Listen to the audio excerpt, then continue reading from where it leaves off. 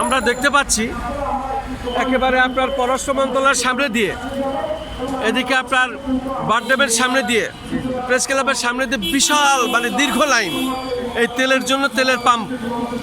আপনারা কতক্ষণ ধরে দাঁড়িয়ে আছেন এবং এত জ্যাম? কোন জায়গা থেকে আপনারা তেল নেবেন? আপনার নাম পরিচয় যদি বলতেন, কতক্ষণ দাঁড়িয়ে আছেন? আমার নাম ড্রাইভার, আমার নাম শহীদুল ইসলাম। আমি 10টা বাজে কাকরাইল মোড়ের থেকে আমি এখান থেকে প্রেস ক্লাব হইয়া হাইকোর্টে প্রেস ক্লাবের সামনে আছি। আরও দীর্ঘ সময়, আরও অনুমানিক আরও 2-3 ঘন্টা লাগতে পারে, তাও বেশিও লাগতে পারে, সঠিক বলতে পারবি না। এই জন্য তেলের সংকট সারা বাংলাদেশে, হ্যাঁ, অবস্থা খুব খারাপ। গাড়ি আমরা চালাতে পারতেছি না। আমাদের মানে তেলের সংকটের জন্য আমাদের ঘন্টার পর ঘন্টা 5-7 ঘন্টা লাইনে থাকতে হয়। এতে আমরাও খুব কষ্ট ভোগ করতেছি। এটা কি কারণের জন্য হচ্ছে বলতে পারবেন? এটাও শুনলাম যে বিশ্বের যুদ্ধের কারণে আমাদের দেশের তেলের সংকট। আর মন্ত্রীরা বলে তেলের সংকট নাই, আমাদের দেশে মজুত আছে, কিন্তু আমরা পাচ্ছি না।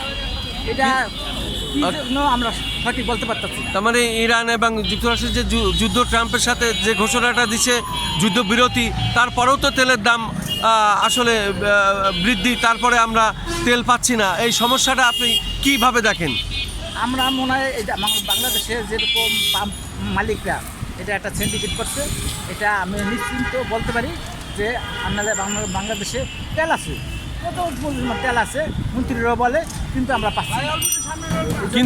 কিন্তু হরমোন প্রণালী থেকে ওইখানে যে আপনার যে আসতেছে, তেল আসতেছে, আমাদের যে জাহাজ, সে জাহাজ কিন্তু আবার ওখান থেকে ফিরিয়ে দেওয়া আছে, এখনও অনুমতি দিইনি। এসব কারণে দেখাচ্ছে কিনা বা সমস্যা হচ্ছে কিনা আজকের পত্রিকায় এসেছে আর কি। আমরা তো দীর্ঘদিন ধরে শুনতে আছি মন্ত্রীরা তেলের খুব মজুদ আছে, সংকট হবে না, কিন্তু আমরা দিন দিন বাড়তেছে সংকট বেড়েই যাচ্ছে।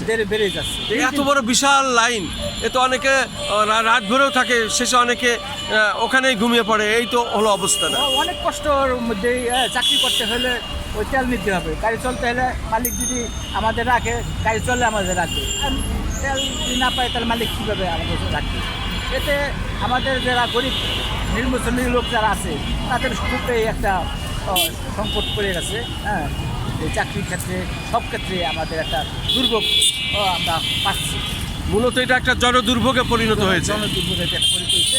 হ্যাঁ, এটা কবে যে সংকট যে দূর হবে তা আমরা সঠিক বলতে পারি না।